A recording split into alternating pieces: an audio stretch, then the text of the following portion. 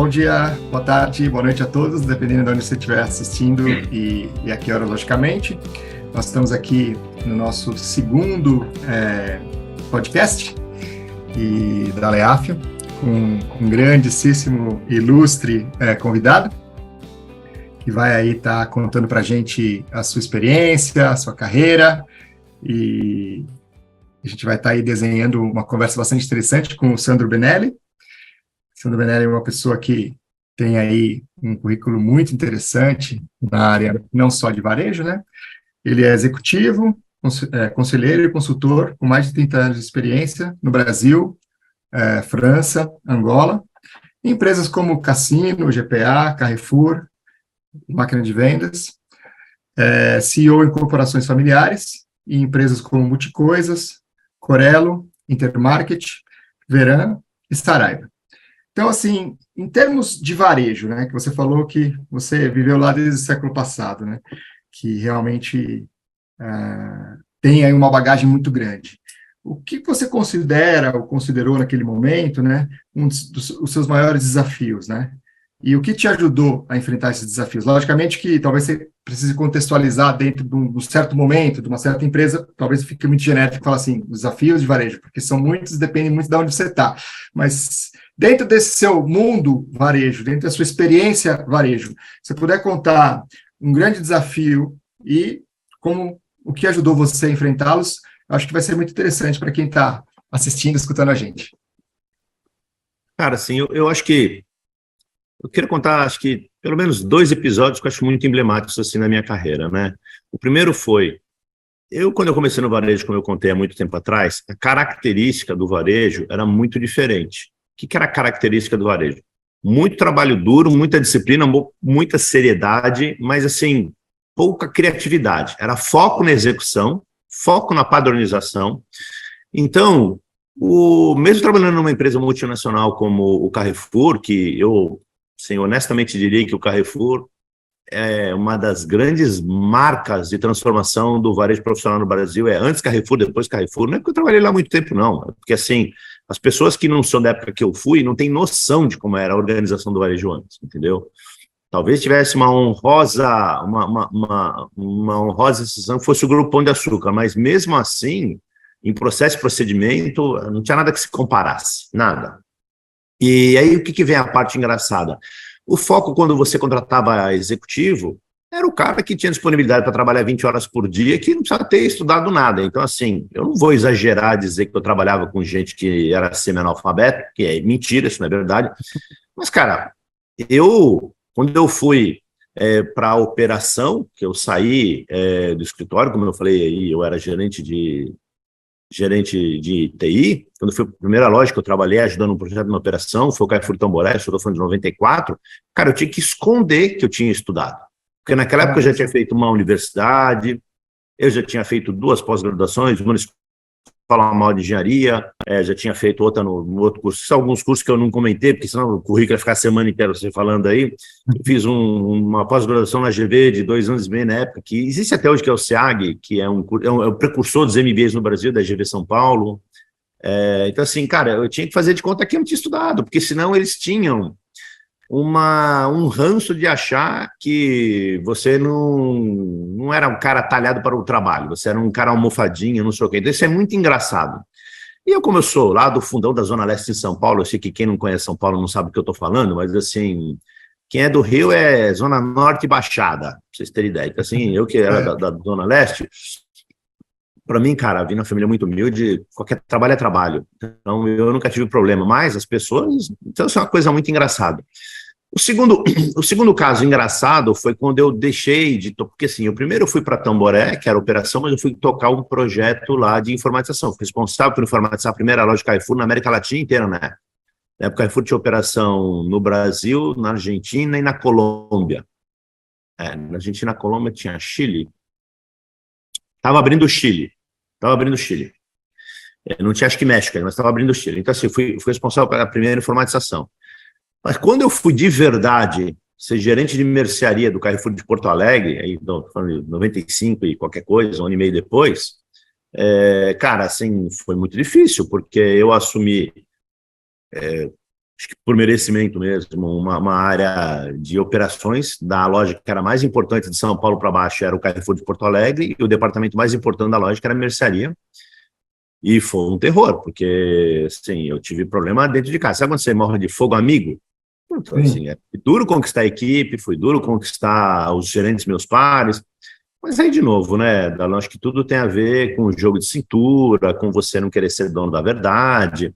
Tem Claro. um misto, você tem que ter um balance entre você ser firme, porque, cara, eu brinco com o seguinte para as pessoas, né, para quem vai estar ouvindo a gente, é assim, olha, no mundo corporativo é o seguinte, você não pode ser tão duro que você afasta as pessoas, e você não pode ser tão mole que vão ficar enfiando a colher na sua sopa toda hora. Então, se você tem que procurar o seu equilíbrio de garantir a sua respeitabilidade e autoridade, porque quando você não garante, em algum momento, de maneira errada, você vai precisar usar a força.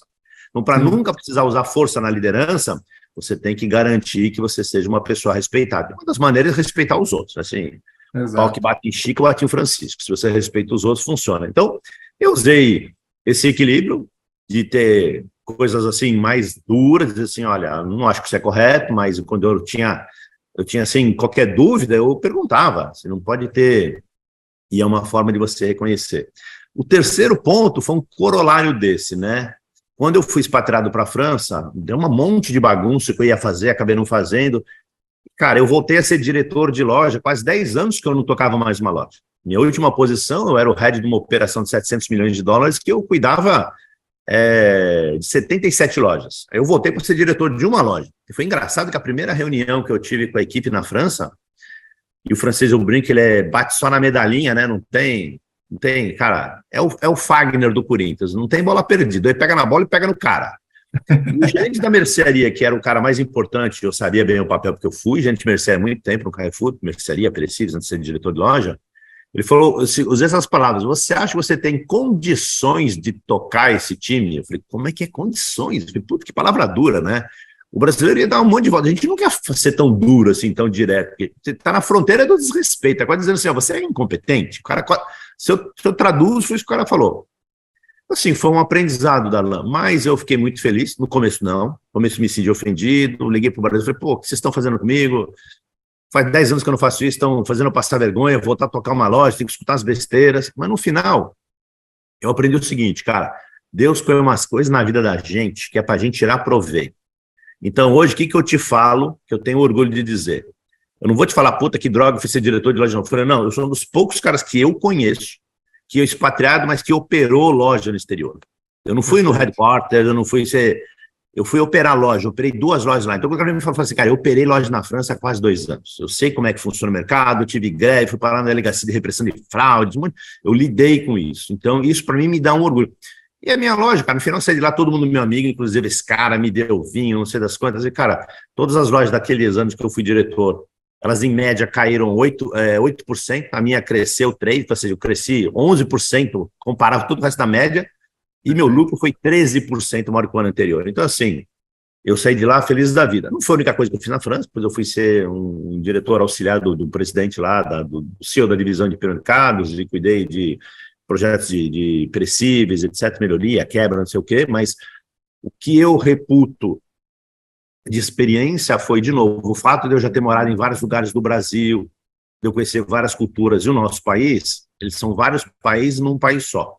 Eu tenho só uma curiosidade, eu não sei como é que a gente consegue falar uma língua só. Porque país na nossa dimensão continental, tipo Rússia, fala mais de uma língua, mais um dialeto, Estados Unidos, você fala um monte de espanhol hoje, você vai para o Canadá, é francês, inglês, você vai para a Índia, são vários dialetos, e o Brasil consegue essa mágica de ser continental, só falar uma língua. Eu não sei como os caras conseguiram, mas a gente só fala uma língua. Mas, tirando o fato de só falar uma língua, quem sai do Sul e vai para Manaus, ou vai para Roraima, é outro país, cara. Então, talvez isso me facilitou a adaptação. E depois, mais tarde, quando eu vim aqui para Angola, é a mesma coisa, né? Assim, foi... que agora é a minha segunda passagem em Angola, né? Então, foi também, acho que, conhecer e entender que o Brasil são vários Brasis. E, de novo, né, Dalan, eu vou usar aqui o mesmo comentário que eu usei 5 minutos atrás. É sempre um balanço entre você ser respeitoso, entre você ser humilde, mas você também precisa ser firme. Se você... não for firme, eu vou dar um exemplo. Quando o cara me perguntou na frente de todo mundo lá, né? Você vai dar conta? Lá na França. Eu falei pro cara, eu não sei se eu vou dar conta, mas eu já estive na sua posição e sem você eu não vou conseguir. Você vai me ajudar? Ah, O cara nem que ia falar no ótima meio de todo resposta. mundo. O cara nem ia falar no meio de todo mundo, não vou te ajudar, você que se dane. Eu Claro, podia até pensar, mas como ele era uma liderança negativa, só dele verbalizar, eu vou te ajudar, e depois ele me ajudou pronto, mesmo. Preciso ser honesto. É assim, certo. eles não têm meio jogo embaixo do pano, né? Ele bate por cima e defende por cima também. Ele falou, vou ajudar, e me ajudou. Me ajudou. Não É, posso dizer não, me ajudou. Era um dos casos que eu sempre me apoiava. Mas assim, você tem que ser firme e falar pro cara, eu preciso de você, você vai fazer? Mas você também tem que dizer, eu preciso, eu não sim, consigo, eu não entendo. sim. Esses verbos, eles são mágicos, porque eles entram na cabeça das pessoas e consideram uma coisa, né? Por mais que o francês ele seja duro, ele tem a mesma origem latina que a gente, né? Então eles são um pouco latinos, mas nós somos mais sensíveis. Eles não são tanto, mas você usando a palavra certa, cara. Eu aprendi uma coisa na França, Darlan, que o poder do por favor e do obrigado é uma coisa infinita, Infinita, sabe? verdade, Pedir e agradecer e explicar é infinito. Uma coisa que eu verdade. sofria, eu estou te contando as coisas interessantes, mas assim, porque eu rio lembrando das coisas, né? Infelizmente, no Brasil, por conta da cultura média ser baixa, pelo menos em comparação com a da França, tudo Uhum. você explica mais de uma vez, explica diferente pergunta. Um dia um cara me falou na França, por que tudo que você explica duas vezes? E, então, modelo mental, cara. Você está lidando Modelo com um cara super mental, preparado, você não precisa ficar falando duas vezes. Porque também, exato. fazendo um tributo a eles, as pessoas que eu liderei na França, sempre que eu pedi uma coisa, vinha melhor, no mínimo igual àquele que eu esperava, sempre melhor. E no Brasil a gente tem muita frustração, porque na maioria das vezes ou vem atrasado ou não vem na qualidade que você espera. Lá o Verdade. cara, você fala metade e sempre vinha melhor, cara, sempre vinha melhor. Eu falei, cara, eu sempre me surpreendia. Eu falei assim, putz, que surpresa. E é uma das coisas Sensacional. que isso sim você vê. Empresas brasileiras que têm padrão internacional, você tem esse tipo de retorno. Empresas que ainda não têm, e aí não estou só falando de varejo, né? Porque eu já trabalhei com outras indústrias fazendo consultoria, etc. Fui conselheiro da Bombril, fui conselheiro de outras indústrias. Então, assim, tem um pouco de experiência na empresa de bem de consumo também. Quando a empresa é padrão internacional, ela te dá o mesmo nível de resposta que você pode ter em qualquer lugar, Estados Unidos, Europa, Ásia. Mas as nossas empresas elas são muito heterogêneas, né? Então, às vezes, você vai numa empresa que às vezes até fatura muito, mas ela tem pouca ciência, pouca coisa embarcada. Nossa, cara, a resposta é ao contrário da França, sempre muito pior do que você espera. É, verdade. Eu acho que essa questão é muito interessante, se diz respeito à parte de liderança, dá para definir o que você falou e esses vários exemplos como inteligência emocional, né? Ou seja, essa é aquela capacidade de você sentir ali quem você está lidando, como você vai lidar, dá também essa possibilidade do cara jogar no teu time a partir do momento que você coloca ele para dentro, né? Como você fez, né? Com maestria, e aí você vai aos poucos ganhando esse respeito, ganhando essa condição de estar conversando com o time de uma maneira onde eles vão estar respondendo pela sua liderança, porque não adianta ter um líder e não ter um liderado, né? Então, assim, você teve Eu, essa capacidade aí com essa inteligência é, emocional, né? eu acho que você tocou num ponto fundamental da liderança. Assim, o, o líder, quanto mais ele sobe na liderança, começa com o supervisor, o coordenador, gerente júnior, sênior, diretor, vice-presidente, CEO, não sei o quê, ele precisa entender mais disso, ele precisa dominar mais a inteligência emocional dele. E a gente, eu não sei se estou usando a gente, é uma palavra muito dura, mas, assim, mas em geral, parece que isso é uma carência ainda na liderança brasileira, sabe? Não é todo mundo, é óbvio, mas me parece que é uma carência das pessoas entenderem que você não precisa se provar quando você está no diretor, porque você sabe todo da parte técnica. Não, você tem que se provar no soft skill, que você é um cara de relacionamento, de Exato, controle emocional, que você é exato. um cara que lidera de uma maneira que não é opressiva, ou seja, você não precisa mais entender, vamos supor que você é um cara de supply chain, você não precisa mais entender de tudo, de como é que aloca a melhor matriz, a melhor produtividade, o melhor caminho econômico, como é que maximiza. Você vai contratar cara bom para isso. Exato. Mas as pessoas querem, não, ele acha, principalmente quando ele é executivo jovem, né? Ele acha que não, ele tem que ir lá na discussão e saber tudo, ensinar. Não tem que saber nada, cara. O líder tem que usar o que você falou, é esse equilíbrio emocional. E não Exato. é muitas pessoas assim. E aí, se o cara não sabe isso, Darlan, parece que roda ao contrário, né? Quanto mais ele vai se desestabilizando, porque as pessoas esperam dele outras coisas. Esperam suporte, apoio, respeito, espero que ele compre as brigas boas. que eles instruam o cara a não cair, porque nas cascas de banco, não, o líder, o liderado é meio que nem adolescente. Ele quer mostrar para o pai que ele sabe mais que o pai, mas no fundo ele quer um pai que proteja, que ensina, que dá o caminho, que fala isso não. Mas não o pai que quer saber mais, jogar mais bola que o filho, tocar violão melhor que o filho, fazer balé melhor. A gente não sabe. A gente não sabe. Mas não é isso que a gente espera. Verdade. Um monte de filho, eu sempre dizer, o liderado, ele não quer que seja assim, eu não sei fazer isso aqui, você me ensina, mas você não sabe fazer isso, eu vou te trocar, não sou eu que vou fazer. Mas ele não espera isso. Ele espera uma liderança saudável, e aí passa pelo que você falou. E uma outra coisa que eu gosto de dizer é o seguinte, cara, liderança, tá bom, tem uma parte da liderança que eu acho que é uma coisa meio nata mesmo, né? Vem com o cara. Mas liderança, em geral, é uma coisa que se aprende. A gente estuda, a gente treina, a gente pratica, a gente evolui os nossos próprios erros e com os erros dos outros. O cara diz, não, isso é um líder nato. Cara, tem, mas não é assim que a vida é. A gente aprende, a gente aprende a ser líder. Então... Eu acho que essa questão de líder nato, não particularmente, um líder ele é feito, ele é moldado, né? O negócio de líder nato, eu acho um pouco... talvez...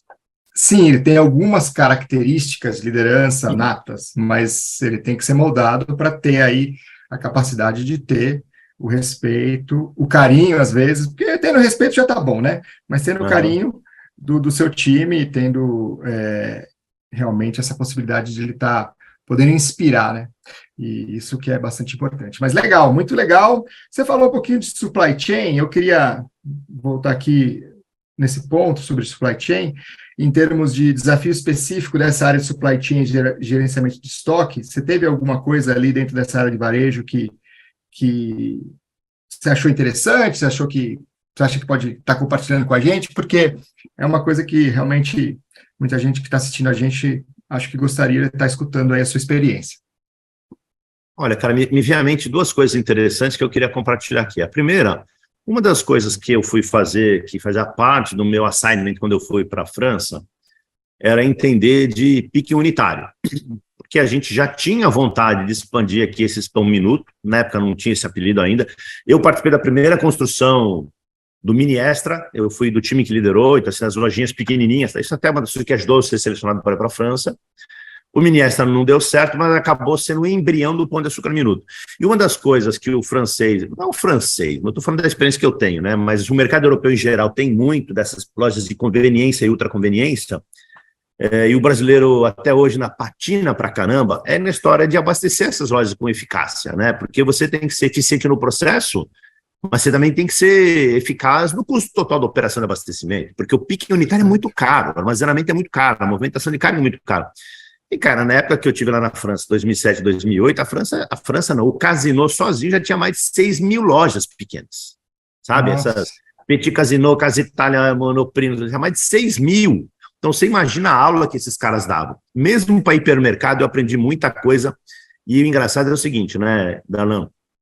As soluções, por isso que a gente diz que solução ela vem com a prática, com a experiência. Não são mirabolantes, entendeu? Não tinha nenhum algoritmo de abastecimento diferente que eu vi lá. Eu vi soluções práticas do dia a dia. Então, assim, a história do pico unitário é óbvio. Eu fui visitar centro de distribuição dedicado para... É outro mundo, cara. Não, sabe, não é... Você tem que usar um WMS específico para isso. Não é qualquer um que vai resolver seu plano de pico unitário, né? Porque não é só aquela loja, traz para a posição pique, não sei o quê. Tudo bem, isso a gente faz com o sistema, com tecnologia. Mas fazer isso barato, eficiente e ter investimento em equipamento muito sério. Então, o pique unitário, na minha opinião, foi uma aula que eu tive lá e foi uma experiência que eu debati muito na volta com as pessoas. Assim, eu não acho que eu influenciei ninguém, mas eu disse, pessoal, primeiro, é um negócio de, não é mais gente, é um negócio de mais tecnologia, é um negócio de mais sistema, é um negócio de mais automação, assim, muito, tem que ser, sabe, central de processamento de pacotinho, né? Eu fui visitar também uma vez uma central de distribuição da Amazon, cara, quem já viu sabe o que eu estou falando, quem não vê é difícil até de explicar. As coisas acontecem no automático, numa velocidade que você nem entende como é que uma caixinha está indo para lá, para cá, é tudo programado, etc. O pique unitário tem que ser assim. Mas a diferença do pique unitário para um centro de entrega da Amazon é que a Amazon diz, olha, o teu pacotinho vai chegar entre as 4 e as 5, se ele falar isso, ou o teu pacotinho chega de segunda e terça. Pique unitário de abastecimento do supermercado não é assim. Você tem que chegar na hora, são da ruptura, você pede venda. Então, assim, Os supermercados, eles são muito, os que trabalham bem isso, são muito mais eficazes do que Shein, Shopee, Temu, Amazon, Mercado. São muito mais eficazes, cara. Muito mais. Perfeito. Interessante. Muito interessante. Então, isso é uma experiência boa. Olha que coisa simples que eu aprendi, Darlan, de hipermercado. Muito simples, né? A gente tem um problema em São Paulo, e todo grande centro urbano tem um problema de janela de abastecimento. Você tem que abastecer num período que é de madrugada, e em São Paulo, pelo menos, nas grandes capitais, tem que ser caminhão toco, que é aquele caminhão toco não, depende do horário, é toco, depende do horário, é VUC, que é o caminhão menor. Nesse abastecimento, a janela fica muito curta, cara, você não pode mandar um caminhão para cada loja, senão, que frota você vai ter? Claro. Né? O cara que tem Pão de Açúcar, que tem 100 lojas em São Paulo, que frota ele vai ter? E aí eu aprendi uma coisa, né? Lá, embora eu esteja falando para hipermercado, olha como funciona bem. Abastecimento de refrigerado, para ser automatizado, imagina uma câmera que ela tem uma porta para o lado da rua e uma porta para o lado interno. Como se fosse um desses cofres de segurança, desses caminhões fortes que encostam o carro e ele tem uma chave da porta externa e você, por segundo, tem a chave da porta interna. Eles abriam a porta externa da câmera, cara, descarregava tudo em qualquer hora da madrugada, fechava a porta e ia embora. No outro dia de manhã, quando o cara chegava, ele abria a porta de dentro, já estava tudo na câmera refrigerado. Olha só, que legal. Mas, cara, você sabe o que mudou? Olha que nada. Mudou que ele encostou a câmera na parede e botou uma porta para lá de fora, com uma chave que o cara de dentro não tem, que o cara de dentro não pode ter oportunidade de abrir a porta e botar a mercadoria para fora, e o cara do caminhão não pode ter a chave de dentro, que não pode entrar dentro da loja e pegar coisa da loja. Ele só pode... Claro. Você vê, mas assim, a simplicidade, eu acho que ela está por trás desses movimentos inteligentes. Mas é uma coisa boba. E resolvi um monte de coisa, porque o caminhão chegava a hora que ele queria, não precisava ter ninguém para receber. E, claro, tem uns acertos operacionais do tipo, olha, eu não ponho a carga aí, é você que põe, então a gente confia até 10% de diferença, aí eu engulo, se for mais, você vai ter que mandar, você vai ter que... Tem algumas regras de abastecimento que são processos, né? Mas a inteligência está na simplicidade de uma decisão que parece até uma piada falando isso, né? Parece uma piada. Isso, eu falo, mas, pô, que coisa mais ridícula. Mas, cara, as coisas inteligentes, cara, elas são como o grampo, como o clipe, até vou brincar, as pessoas me sacaneiam, até como o papel higiênico, um negócio assim, é eficiente, simples, eficaz, né? Assim, há centenas de anos, cara, centenas de exagero, mas dezenas. Então, assim... Pode falar. Desculpa, pode falar. Não, perfeito, pode continuar. Eu ia dizer que um outro exemplo interessante, que eu fiquei frustrado porque eu não consegui implementar, mas eu montei um projeto quando era CEO do Veran, cara, porque assim, às vezes tem uma cultura dessas redes pequenas e médias, não, tem que mandar para a loja recebe é mais rápido. Eu falei, não, você tem que ir numa matriz de abastecimento, você tem que saber o que é estocado no CD, o que é estocado na loja, o que é cross-dock, o que é entrega direto na loja. Você tem que montar um mapa disso, não é do jeito que o fornecedor quer, do jeito que quer. E, cara, assim, a gente contratou uma consultoria de um cara que eu acho muito bom, que nos ajudou bastante, e a gente conseguiu mostrar que, assim, cara, eu montava uma centralização daquilo que era centralizável, montava o que não era centralizável direto da loja, ou cross-dock, etc. E se pagava, o investimento se pagava em 2 anos. Porque o fornecedor também tem interesse, né? Não é só uma questão de custo do fornecedor. Você baixa na prioridade de entrega do fornecedor quando você passa a ser um cara problemático. Problemático o quê? Você demora muito para receber, você demanda muito esforço dele. Isso tudo é custo, que ele coloca na planilha de custo. Então, quando ele faz a DRE do cliente dele, porque eles fazem, a gente fazia, quando estava na Bombril, faz a DRE, e a gente também no Pão de Açúcar fazia a DRE do fornecedor. Você sabe qual fornecedor está mais ou menos prejuízo, e o fornecedor sabe qual é o varejista que dá mais ou menos lucro para ele, né? Então, claro. Isso eu gostei de dividir, porque embora por decisão da companhia, por Covid, por decisão estratégica, que eu não concordei, mas o dono, ele é soberano naquilo que é o investimento dele, cara, consegui mostrar por A mais B, matemática, é o seguinte, cara, de novo, fazer processo com inteligência, supply chain, etc., e não deixar as coisas simplesmente acontecerem, melhora muito. E por que eu estou fazendo questão de comentar? Como a gente falou aqui, há meia hora atrás, que eu já passei muita empresa grande, já passei muita empresa pequena e média, cara, a gente tem a tendência a achar que o varejo brasileiro é feito dessas empresas maravilhosas, que a gente faz case e que ganham prêmio. Não é. Esse não é o varejo brasileiro. O varejo brasileiro ele tem um desvio padrão muito grande, se você fala em tecnologia, em aprendizado, em conhecimento, é um desvio padrão enorme, e a gente só trata tudo pela média, a gente não trata o desvio padrão. Eu brinco com isso, né? Esse é o meu lado da academia, né? O lado de mestre, doutor e professor aí. Essa piadinha é escrota, mas eu vou falar assim, quem só pensa na média é medíocre, né, cara? Você tem que pensar no desvio padrão, se você quer aplicar uma solução. E eu forço isso porque o varejista médio, ele tem muito a ganhar se ele tiver um supply chain ok. Ele ganha muito dinheiro. E eu digo para as pessoas, é muito difícil você ganhar dinheiro. A melhor maneira de ganhar dinheiro é parar de perder. E o supply é uma das ferramentas nas quais, se você trabalhar bem, onde você mais extrai valor para a sua companhia. Extrai valor no valor dinheiro, extrai valor na diminuição da ruptura, na capacidade de ofertar uma curva C, que é uma cauda longa com eficiência. Ou seja, supply chain é uma máquina de fazer dinheiro. Ou se você não souber operar bem ou você não investir, você não percebe, mas ela está te drenando o resultado e você nem enxerga. Você acha que sempre foi assim? Assim será. Não. Tem muita verdade. oportunidade.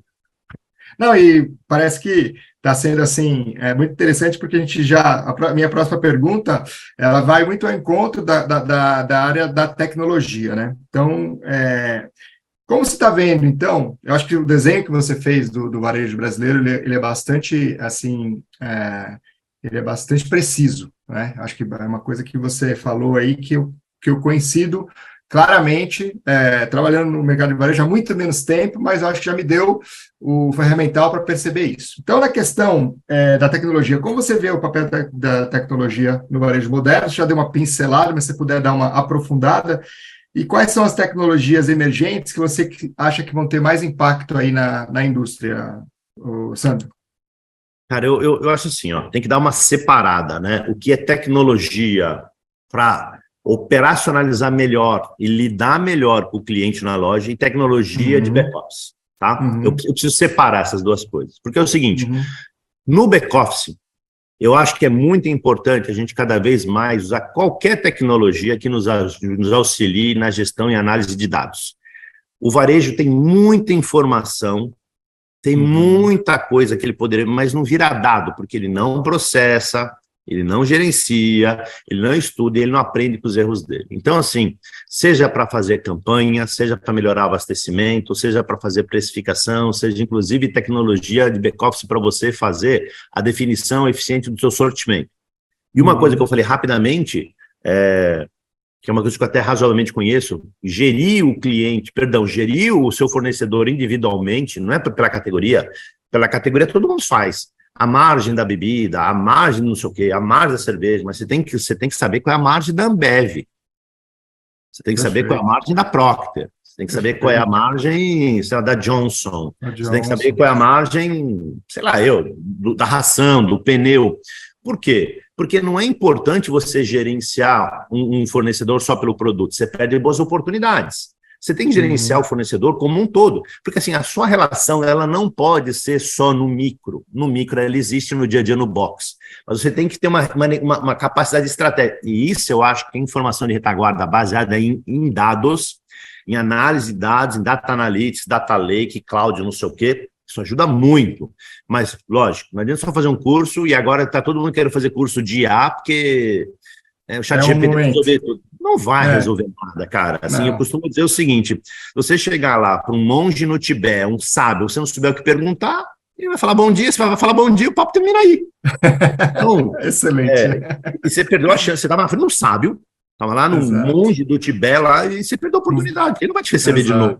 Exato. Agora, isso é back-office. Então, assim, back-office eu acho que tem uma parte de inteligência de dados muito importante e tem uma parte também de automação de processo. A gente precisa, por competitividade, etc., começar a automatizar cada vez mais os processos. Então, eu não estou falando aí, Darlan, de inteligência artificial, estou falando assim, isso aí começou no passado, cara. Eu estou falando de que é você compreender que tarefa seja de abastecimento, de compra, de reposição, definição de sortimento, definição de estoque, emissão de pedido, etc., etc. Tem uma parte no varejo que é estratégica, mas é pequena. A grande parte dessas transações são táticas ou são puramente operacionais. É aí que você ganha dinheiro, cara.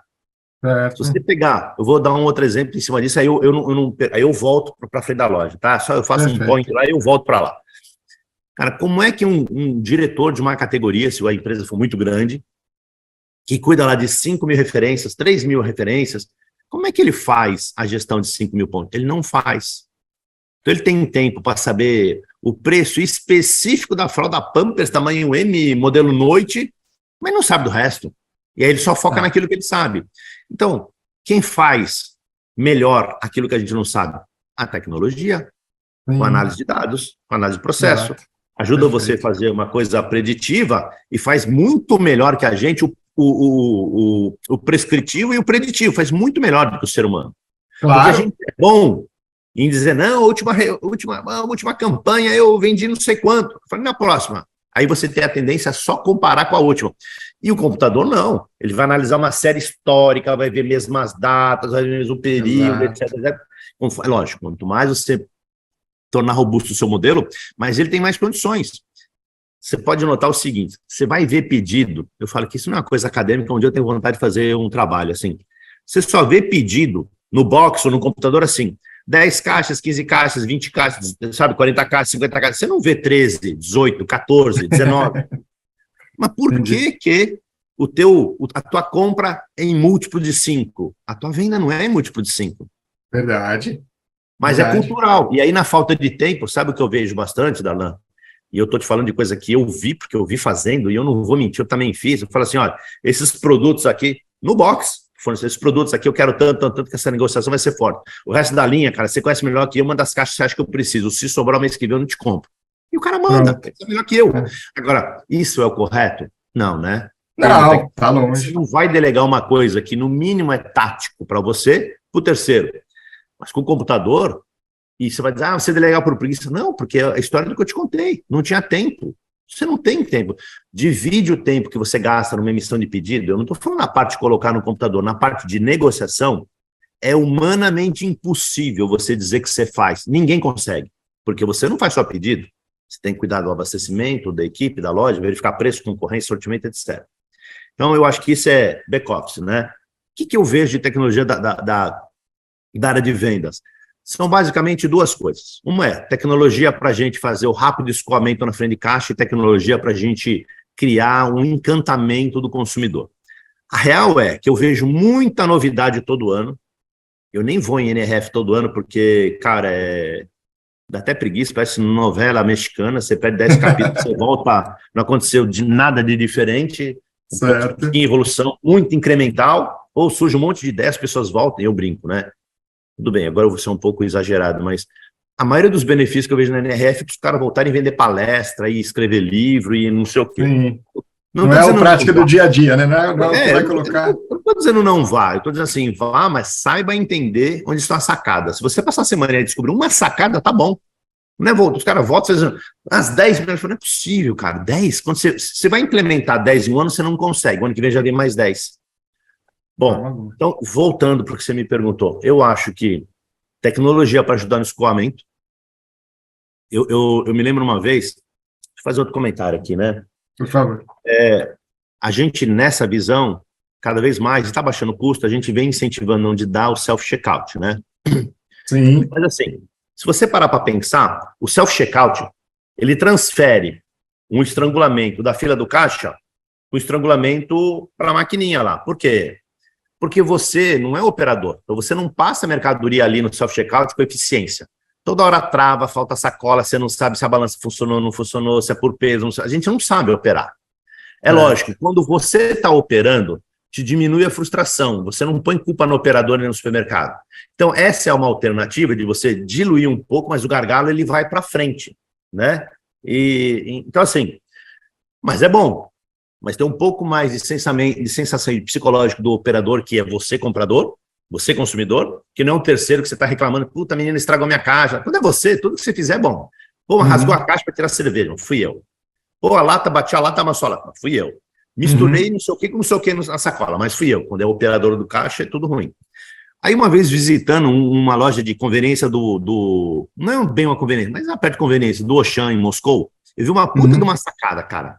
Eles criaram uma pessoa que ela não é o pagamento. Ela fica ali rapidamente escaneando, aí ela te dá uma senha, você vai pro próximo ponto, né? E assim, é como se fosse um pequeno checkout, mas é uma pessoa. Ela fica escaneia, porque também é uma outra coisa, né? O gargalo, ele se transfere na frente também na hora de pagar. Então, claro, assim, enquanto você está pagando, aquela maquininha não está passando mercadoria. Então, como ele segmentou, você primeiro passa aqui no checkout rápido, se você quiser, se não tem checkout normal. O cara só escaneia, vai, joga de volta no seu carrinho. Aí você embala, você vai no outro caixa, Você passa aquela senha que ele te dá e não precisa, pode ficar embalando no cantinho ali, você destravou aqui e você não está nem travando ainda o próximo de pagamento. Aí você vai lá, só paga e vai embora. Então, assim, você tem um self-checkout dividido em mais ou menos self-checkout. Porque quem faz o escaneamento e é uma pessoa em pé com o seu self-checkout rapidinho, não fica embalando e perguntando, o senhor é cliente de fidelidade? O senhor quer pôr em CPF na nota? Ele só passa, velho. Ele não fala nada, ele não fica abrindo e fechando conta. Ele abre a operação, escaneia, fecha, emite um código de barra, um QR Code, puf, te dá e tchau. Ele não quer saber. Então, isso é uma sacada. E, de novo, é uma coisa simples, cara. Por que isso não está no mundo? Eu não sei, porque eu fui para a Rússia em 2019. Então, você nem sei porque não está no mundo ainda isso aí. 2019? Muito legal. 18, sei lá. 18, 19. Mas não faz muito tempo, né? 4, 5 anos. Não, mas assim, eu estou surpreso pelo contrário, Darlan. Eu estou surpreso porque eu não vejo isso ainda. Em outros lugares. Em outros lugares está acontecendo, né? E qualquer tecnologia de encantamento do cliente, eu acho que isso é muito importante. Porque, cara, existem duas estratégias de evolução no mundo, né? Volume ou prestação de serviço. Ou você é o cara que na sua estratégia, você é o cara do volume, e aí eu não estou falando de compra não, hein? Falando de venda de produto granel, estou falando de venda de automóvel, estou falando de plano de saúde, etc, etc. Sempre tem o massificação, que é o volume, que é muito do varejo, e tem o que a gente chama de nicho, que é da experiência, do serviço. É você vender Tiffany, você vender Lamborghini, você ter acesso a um plano de saúde, para quem é de São Paulo vai entender o que eu vou falar, que é Sírio, Einstein, Vila Nova Star, e os outros.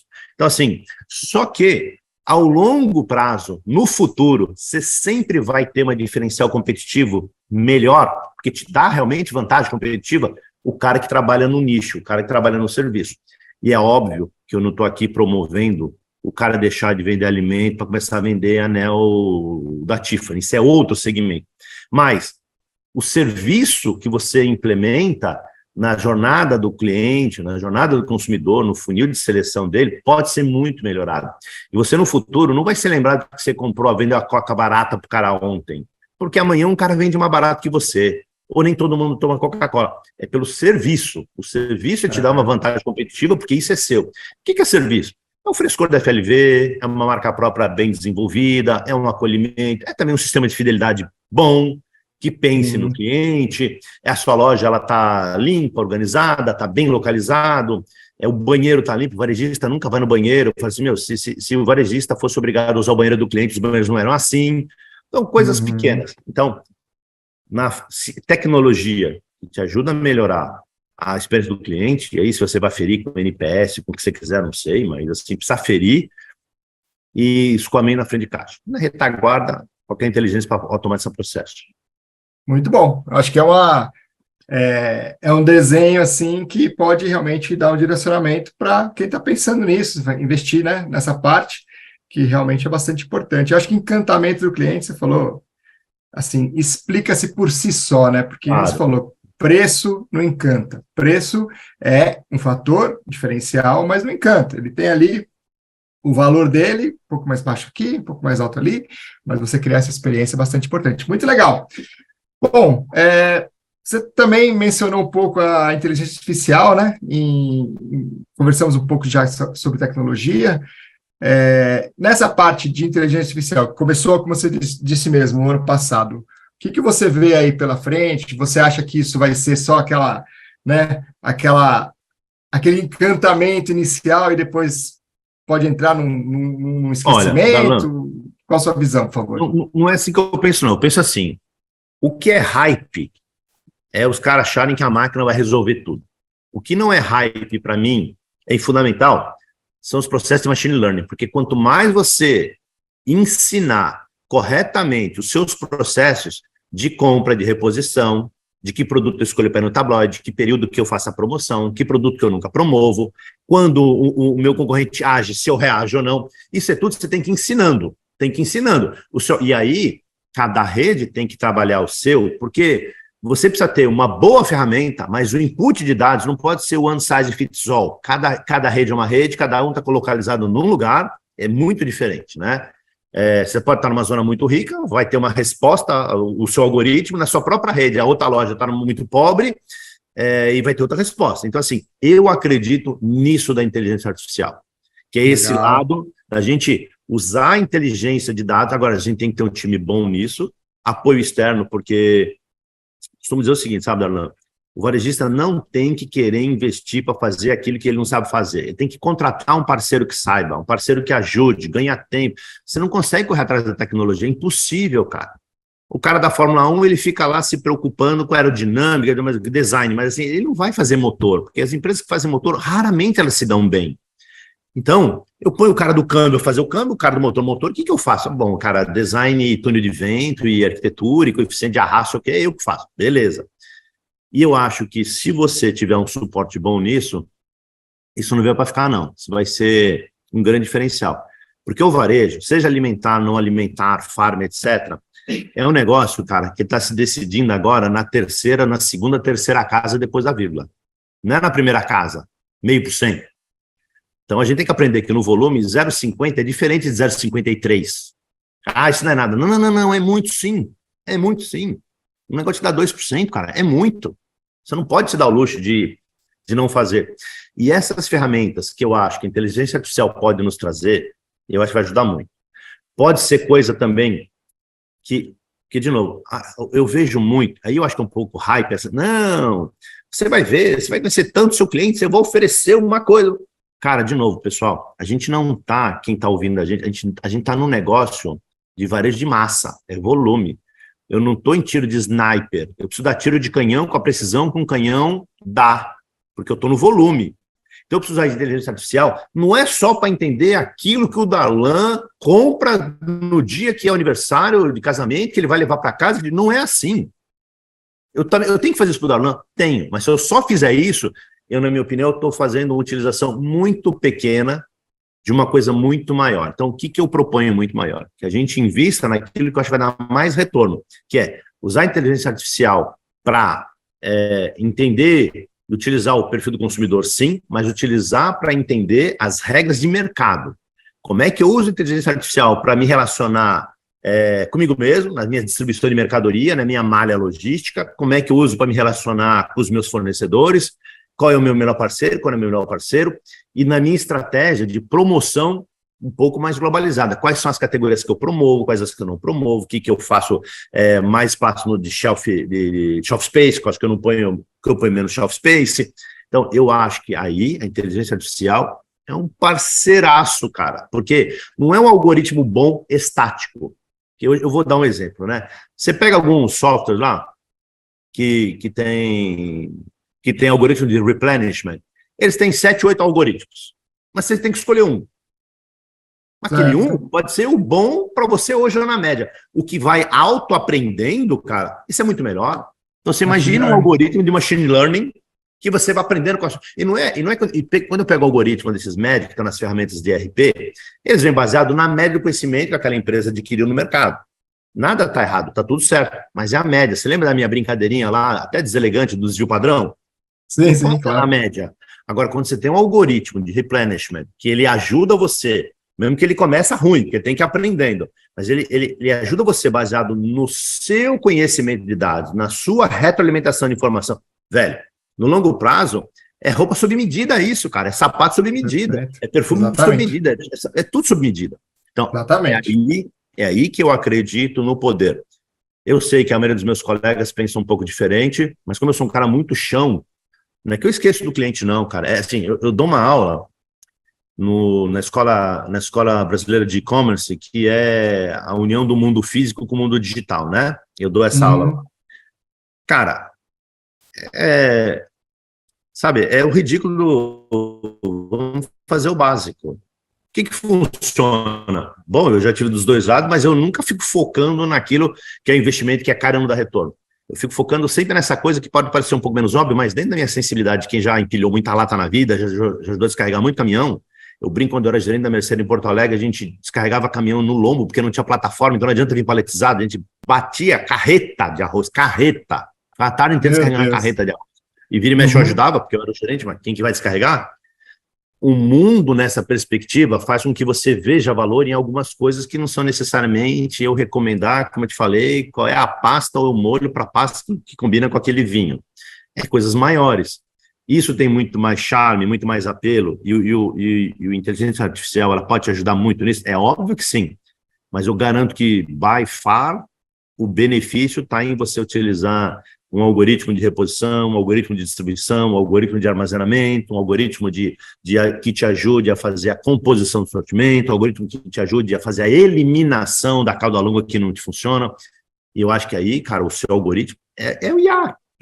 Por isso que eu gosto de falar, Darlan, mais no machine learning do que falar no IA como uma coisa geral, porque eu gosto muito dessa visão de a máquina aprender. Exato, exato. E eu acho que para o que eu falo muito da questão do varejo, mais uma vez, sendo uma pessoa relativamente nova no setor, o que o varejo não é previsível. Então, o que você tiver de ferramenta que pode te dar previsibilidade, Sandro, vai te dar mais lucratividade. Né? Claro. É uma correlação direta, E o varejo é muito dinâmico, a precificação, a colocação dos produtos, o fornecedor que veio, o fornecedor que deixou de vir, que entregou, que não entregou. Então, assim, você está falando uma coisa que é ouro puro, porque é você contar com a máquina como um parceiro estratégico, né? E aí você tem a máquina fazendo uma série de coisas, e outra coisa que você falou bastante importante é a questão de que ela vai aprender no machine learning, né? Ela não faz aquela coisa robótica e repetitiva igual. Ela aprende, e quanto mais ela aprende, mais estratégica ela se torna. E eu acho que, realmente, a inteligência artificial acaba sendo um negócio muito amplo, mas dentro do mundo do varejo, essa parte de machine learning é um aliado altamente potente e, mais uma vez, estratégico. Muito bom. Darlan, muito bom. Deixa eu só ter a ousadia de fazer um comentário em cima do que você comentou, porque eu gostei muito dessa visão, que o varejo, tudo que ele não é previsível, a gente usa a inteligência para ajudar a gente nessa previsibilidade, como você falou, que seriam os modelos, que são os modelos preditivos. Ele te ajuda a prever. Agora, quando você domina, você vai para o próximo passo, que é você orientar o mercado, você vai ser prescritivo. E quando você entende o mercado, você vai um passo além. Você não só domina a previsibilidade, diminui os riscos, mas você passa a ser prescritivo. Você passa a prescrever o futuro, ou seja, você influencia as atitudes de consumo. Você não só antecipa a atitude de consumo. O Darlan sempre consome uma caixa a mais de cerveja no fim de semana que o Corinthians joga. Aí você fala assim, não, eu vou começar a forçar o Darlan, porque ele não presta atenção, mas no dia que o Palmeiras joga, ele é puto com o Palmeiras, mas ele também quer ver, ele também... Então, você começa a prescrever comportamento, hábito de comportamento, entendeu? Então, assim, seria um próximo passo. Agora, você não vai querer ser prescritivo antes de ter a competência de ser preditivo. Então, assim, a gente está muito longe, mas assim, cara, sky's the limit, entendeu? O negócio vai longe. Exato. Não, justamente, preditivo e prescritivo, bastante, é um caminho, mas é um caminho, que ainda vai ter aí bastante coisa para acontecer, mas é isso, e aí quanto mais você consegue ler o seu consumidor, mais logicamente você consegue faturar, e quanto mais você automatiza os processos no back-end, nas suas operações internas, usando a tecnologia, mais você vai faturar, aí você tem aí uma condição, e você falou uma coisa lá atrás que eu achei muito interessante, deixar de pensar na normalidade, porque tá vazando, sempre vai ter que ser assim, né? Ou seja, vamos trabalhar com tecnologia para cobrir esses buracos e não vamos deixar isso acontecer mais, né? Então, assim, como tem uma urgência, uma urgência muito grande, né, o setor varejista, sempre a pedra foi sempre essa, vamos tocar, e temos que vender, temos que socar, temos que, né, colocar na prateleira. Não, vamos parar e vamos falar assim, vamos fazer isso aqui, analisar isso aqui para deixar de acontecer essas baixas, né? O ser humano, Darlan, ele não gosta da coisa que dá muita modificação para ele. Exato. Então, ele se acostuma a viver bem com a coisa estável. Então, ele para de se incomodar que 2,10 de quebra é ruim, desde que deixa 2,10 todo mês. E aí que a máquina tem vantagem. Que a máquina não tem esse paradigma para quebrar. A máquina tem vantagem aí. Nós, como seres humanos, quando a gente se acostuma com uma performance, aquela performance ela dá um retorno que para você é bom, você para de procurar um retorno melhor, porque você gosta de ficar no conforto, você não quer o risco de tentar o novo. Você não quer o risco de tentar, em vez de 2,10, o mês que vem, passa para 2,40. Mas dentro de um planejamento, vai dizer assim, olha, a curva é assim, você vai sair de 2,10, vamos colocar um algoritmo, os primeiros meses vai para 2,20 e 30, vai piorar muito, mas depois você começa a subir essa curva, você vai chegar em 1,30. O ser humano não quer passar por isso, porque ele não domina esse processo. Mas se você começa a explicar para o cara que isso é um sistema normal de curva de aprendizagem, isso eu acho, a máquina não tem paradigma. A máquina não precisa se sentir confortável. A máquina ela não tem essas coisas emocionais. A gente gosta do conforto, a gente não gosta da mudança. E não é porque a gente é preguiçoso. É o cérebro, cara. É o cérebro. Se não, veja, por que você não dorme cada dia num lugar na sua casa? Por que você não usa cada dia uma escova de dente? Por que cada dia você não senta num lugar diferente? Porque cada dia a gente é assim. Você é muito chato. Não, isso é da natureza humana, cara. Você para o teu carro no mesmo lugar, na mesma vaga. Por quê? O cérebro gosta do conforto de dominar o ambiente onde ele está inserido. Ele não gosta de ser submetido a novidade todo dia.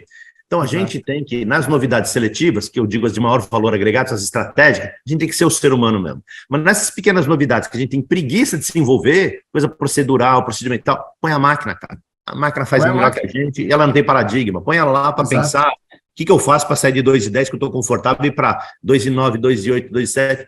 Sabe, ganhozinho incremental. Não é, mas a máquina não melhorou. Não, melhorou. Não dá para sair de 2,10 para 2. Você vai vindo. Exato. Não, perfeito. A leitura é perfeita e acho que o varejo brasileiro, ele está abraçando isso de uma maneira bastante conservadora, mas está aberto está acontecendo. E acho que a tendência é só a coisa evoluir nesse sentido, né? Mas também nós temos que entender aquilo que você falou também lá atrás, que existem as empresas, as multinacionais, que têm um padrão, as familiares que têm outro, também não fazendo juízo de valor aqui, elas têm o seu valor, todas elas. Algumas têm uns parâmetros internacionais onde a adoção das ferramentas vai mais rápido, e aí a familiar, às vezes, um pouco menos, mas está todo mundo, acho que nessa pegada, né, Sandro? E a tendência é só aumentar a adoção da tecnologia dentro desse setor. Bom, vamos fechar aqui a nossa conversa, que está muito, muito boa, excelente. E a última pergunta da minha parte, na verdade, apesar que aqui você já falou algumas coisas e já deu várias dicas, mas eu estou fechando, vou seguir aqui a pergunta como ela está. Então, como mestre em competitividade, né, qual seria o conselho, como eu disse, já deu alguns, mas de repente você pode dar mais algum, né, você daria aos varejistas modernos, né, como se manter competitivo nesse ambiente desafiador atual? Já veio muita coisa aí nessa minha pergunta anterior, mas se puder, para a gente fechar algum tipo de outra informação, outra opinião aí, vai ser super bem-vinda, Sandro. Eu queria, Darlan, como a gente já falou muito de processos, de sistemas, de inteligência, de algoritmo, etc., eu queria finalizar dando uma visão sobre pessoas. Eu queria falar um pouco sobre pessoas. O varejo ele ainda é um negócio formado de pessoas, né? E o mundo ele está exigindo do líder moderno novas competências e novas capacidades para lidar com gestão de pessoas. Seja equidade, diversidade, inclusão, seja preocupação com sustentabilidade, seja preocupação com a governança, etc. Assim, o líder de varejo ele não pode ficar fora disso. Ele não pode se furtar a entender o que está acontecendo, porque não é uma questão, também vai existir cada vez mais, de uma pressão externa do tipo, você não se preocupa com isso, o preço da Coca-Cola é quase a mesma coisa, eu vou comprar no seu concorrente. Não é que isso substitui o serviço, mas o cliente também tem isso como serviço. Se você é uma empresa em que pese que as letrinhas ESG podem não sobreviver como letra, como conceito, elas não vão acabar. Sempre me perguntam nas minhas aulas, porque a minha tese de doutorado é estratégia, mas é ESG em pequenas e médias empresas, e eu dou aula de liderança ESG no curso de C-Level da Fundação Getúlio Vargas, eu dou aula de ESG no MBA da USP Exalc, e até num módulo daquele que eu te falei lá de fusão de e-mail, fiz não sei o quê, eles me pedem para falar de ESG para as pessoas. Assim, não estou defendendo a letra, estou defendendo o conceito. E não estou defendendo só porque tem uma pressão externa, mas também porque a pressão externa é quase que dizer o seguinte, o consumidor numa relação de varejo, ele é soberano onde ele põe o dinheiro dele. Se ele achar que a Coca-Cola é mais barata, mas o dia que chove, você não tem estacionamento coberto, ele vai pagar mais caro, mas ele não vai molhar as compras dele. Se a minha esposa achar, eu vou te falar uma coisa que parece ridículo, mas não é. A mulher, quando ela acha que a vaga é apertada, ela não vai fazer compra. Vaga de estacionamento, ela não vai fazer compra. Isso não é papo furado. Isso aí é regra. Bom, e vai acontecer também de que essa nova juventude, são as novas gerações, que elas têm uma série de valores que para elas são diferentes dos nossos valores, eles começam a achar que, cara, eu nem me preocupo em pagar um pouco mais na Coca-Cola. Não é só aquele negócio, vou comer orgânico que é melhor para mim. Não, eu vou comprar aquilo que é melhor para o mundo, isso é melhor Exato. para o bairro, isso é melhor para a comunidade, isso é melhor para o planeta. Então, assim, o líder moderno, ainda ontem escrevi um artigo sobre isso, a importância do ESG para o líder moderno, né? Eu acho que a gente não pode se furtar em enxergar isso como cena dos próximos capítulos. E eu não estou falando aqui, Darlan, de abraçar árvore, não. Cara, eu fui executivo a minha vida inteira, eu sou executivo, não é agora que eu virei professor que eu esqueci tudo que eu fiz. Não, eu ainda sou CEO de uma empresa que eu preciso dar lucro, né? Claro. E tem uma outra confusão, né? As pessoas falam assim, tem que acabar esse capitalismo de stockholder, que é o capitalismo de dono, e passar para o capitalismo de stakeholder. Eu falei assim, mas deixa eu falar uma coisa para vocês. Em nenhum lugar na doutrina de capitalismo de stakeholder está dizendo que você não tem que ter lucro. Pelo contrário, a base dessa doutrina é tem que ter lucro. O ponto é como eu vou dar o lucro. Como? Não é lucro, amigo, não tem. Senão não é capitalismo. Você não tem lucro, então assim, as pessoas confundem um pouco. Por isso, que visão que eu vendo de sustentabilidade, DSG, etc., é gestão de risco do negócio. Risco em quê? Perder cliente, risco de imagem, risco de marca, risco de você ser autuado e ter uma multa cavalar para pagar, risco do seu brand equity se desvalorizar. Vocês se lembram quanto o Carrefour investiu naquela coisa trágica do falecimento daquele senhor no Rio Grande do Sul? Foi mais de 130 milhões de reais. Você abraça a árvore? Não, isso é gestão de risco.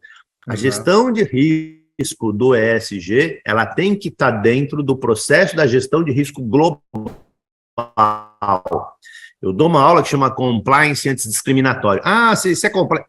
É claro, amigo, se você não fizer isso de maneira correta, você vai tomar uma multa, ou você vai ser mal visto, ou você vai pagar uma grana enorme. Então, se você não sente que deveria fazer, porque é uma coisa que te faz bem, ou porque faz bem para a cultura, para a visão, para a missão da sua empresa, faça, porque dentro de uma gestão de risco, a gente precisa fazer. E o varejista, ele não vende aquilo que ele compra, ele vende aquilo que o cliente compra.